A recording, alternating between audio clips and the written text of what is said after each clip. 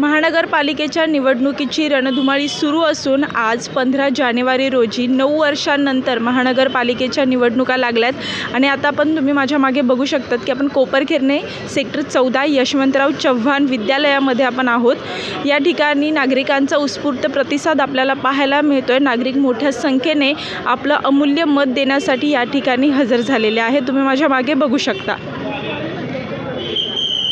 आपल्यासोबत आता काही नागरिक आहेत, आपण त्यांच्याकडून जाणून घेऊयात। नमस्कार सर, तुम्ही काय सांगाल या निवडणूक प्रक्रियेविषयी? मी अमोल चव्हाण। निवडणुकीची चांगली सोय केलेली आहे। आजकाल लोक भरपूर उत्सुक आहेत इलेक्शन करण्यासाठी। पहिल्यांदा कसं इलेक्शनला जायचं नाही जायचं असं ठरत होतं, पण आता लोक येत आहेत, व्यवस्थित येत आहेत। पण ह्यावेळी जरा इलेक्शनचं काही जरा हे वाटते, 4-4 मतदान करायला मिळतात एकाच टायमिंगला, तर त्याच्यामुळे आपापल्या आवडीचा उमेदवार त्यांना घेता येतो आहे, भले तो कुठल्या पक्षाचा असो। त्यामुळे ही चांगली सोय केलेली आहे यंदा ह्यावेळेस।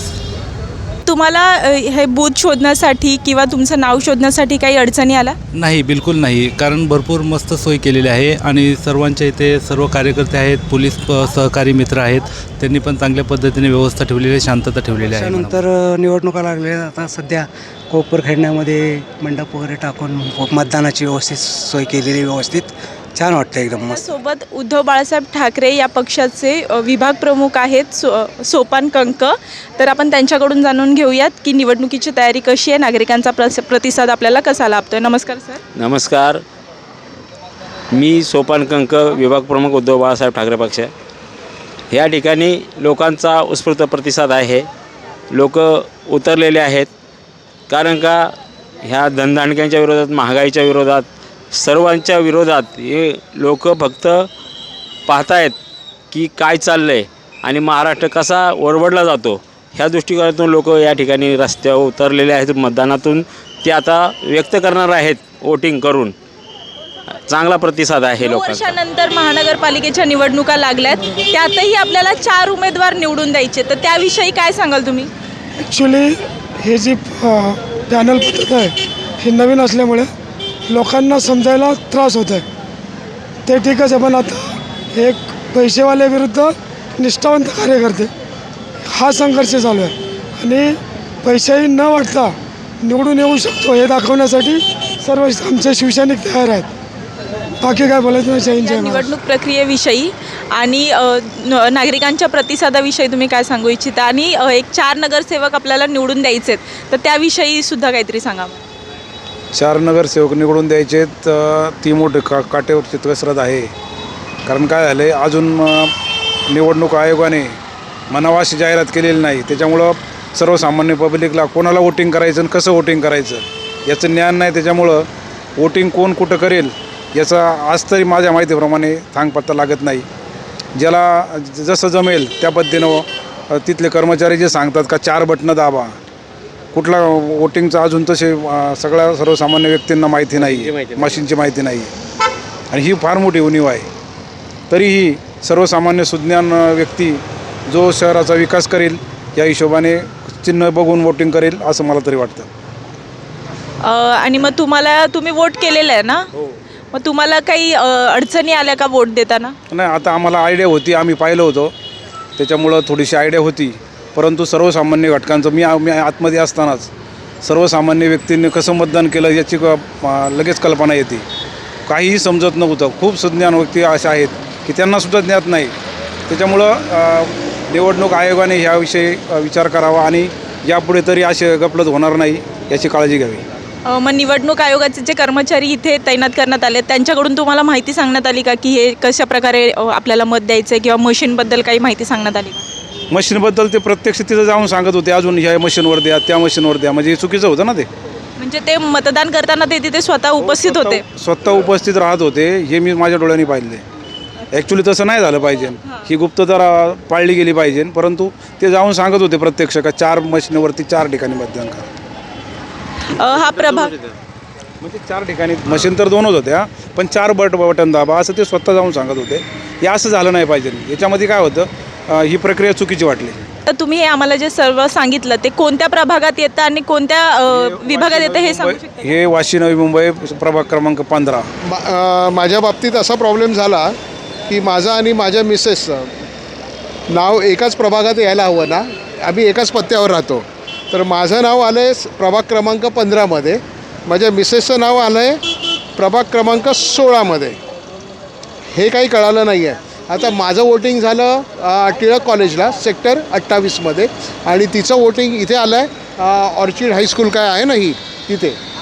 तर हा जरा गोंधळाची परिस्थिती आहे. म्हणजे एकाच घरात 2 वोटर जर असतील ते 2 वेगवेगळ्या ठिकाणी कसे काय जाणार असं विचारायचं आहे मला, बाकी काही नाही. धन्यवाद.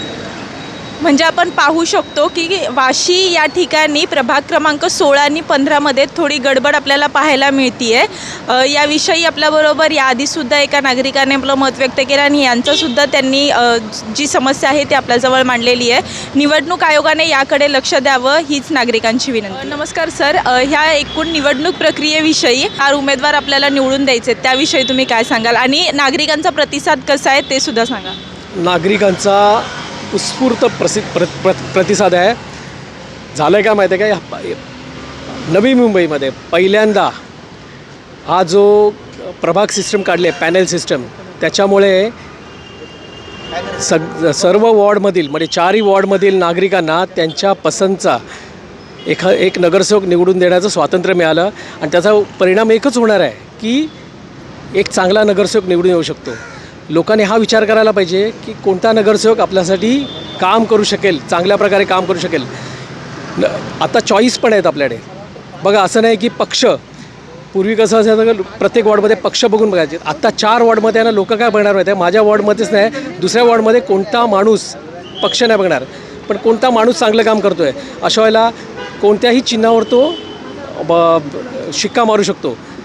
याबरोबर मला असं वाटतं की लोकांचा प्रतिसाद बघून की लोकांना पण याच्यात नाविन्य वाटतं आहे आणि लोक त्यामध्ये भरपूर रस घेऊन स्वतःहून करत आहेत. सकाळपासून मी बघतो आहे कंटिन्यू गर्दी आहे आणि लोक विचारत आहेत.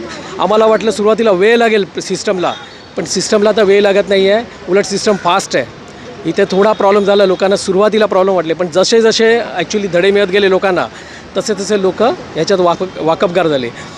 अजून एक मला सांगावं असं वाटतं की ते कुठेही तुम्हाला बोगस वोटिंगला आम्ही बघितलं, बोगस वोटिंगला कुठेही जागा नाही आहे. मुख्य म्हणजे पोलीस आणि ही सिस्टम जी आहे, इलेक्शन कमिशनची सिस्टम खरोखर खूप चांगल्या प्रकारे राबवली गेली आहे. आता हा जो आपण बूथ बघतो आहे, ह्या बूथमध्ये पूर्वी अशा प्रकारे गर्दी होती आणि तिकडे असा नुसता गोंगाट व्हायचा. आत्ता त्यांनी 2 भाग केले. त्या 2 भाग केल्यामुळे इकडची गर्दी आणि ह्या साईडची गर्दी असे 4 वॉर्ड त्यांनी वेगळे केले. त्यामुळे तुमचा जो वेळ आणि जो लोकांना होणारा त्रास होता तो वाचला आहे. फक्त एकच सिस्टम जरा त्यांनी सुधारायला पाहिजे की बाहेरच्या बाजूला जो त्यांनी माणूस त्यांचा बूथच्या इथे ठेवायला पाहिजे ते ठेवायला पाहिजे, कारण का मध्ये लोकांना जरा तो त्रास होतो बूथ शोधण्यामध्ये. आणि महत्त्वाचं, ज्या स्लिप निवडणूक इलेक्शन कमिशनकडून यायला पाहिजे होत्या त्या स्लिप लोकांपर्यंत पोचल्या नाहीत. त्याच्यामुळे ती परत जबाबदारी कोणावर आली तर पॉलिटिकल पार्टीजवर आली की त्यांना मोबाईल ॲपवर पण पुरवायच्या स्लिप आणि कागदी स्लिप पण पुरवायच्या आहेत. नागरिकांकडून तुम्हाला असं काही सांगण्यात येतं की त्यांना समस्यांना सामोरं जावं लागतं किंवा असं काही समस्या घेऊन ते आलेत का तुमच्याकडे सकाळपासून? आलेत काही प्रमाणात. आता एक लोकांना ह्याचाच त्रास होतो आहे की त्यांना बूथमध्ये कळत नाही आहे की बूथ नक्की कुठे आहे आणि नावं चुकीची गेलेली आहेत. कधी डुप्लिकेशन पण झालेली आहेत, दुबार नावं खूपशी निघालेली आहेत, पण तरी पण आहे थोडंफार सुधाराची संधी आहे तिकडे. आणि तसं बघितलं तर लोकांना आत्ता जेव्हा लोक जाताना टेन्शनमध्ये होती पण आली ना बाहेर तेव्हा लोक म्हणतात नाही म्हणून इझी सिस्टम आहे आणि फास्ट झालं. आम्हाला वाटलं कदा इथे हा 5:30चा टाईम आहे ना तो पुरणार नाही, पण आता आम्ही बघतो आहे अंदाजे माझ्या मते 35% वोटिंग तरी झाली असेल आत्तापर्यंत. म्हणजे चांगला रिस्पॉन्स आहे.